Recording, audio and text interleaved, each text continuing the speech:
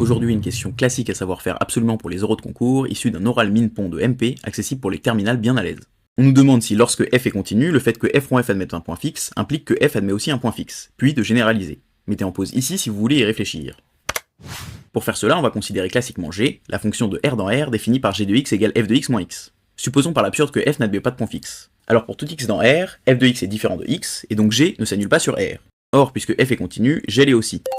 Et donc si g ne s'annule pas, on a par le théorème des valeurs intermédiaires que g garde un signe constant. Donc g est toujours strictement positive ou toujours strictement négative.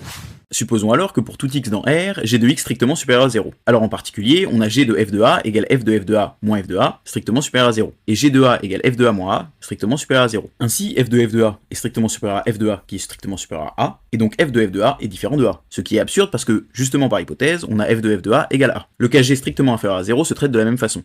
Et donc finalement, en supposant que g ne s'annule pas, on aboutit dans tous les cas à une absurdité, donc g s'annule, et donc il existe au moins un x dans R, tel que g de x égale 0, donc tel que f de x égale x, et donc f admet au moins un point fixe. Pour la généralisation, on aura par un raisonnement identique que s'il existe n dans n étoiles, et a dans R, tel que f puissance n de a égale a, alors f admet au moins un point fixe. A bientôt.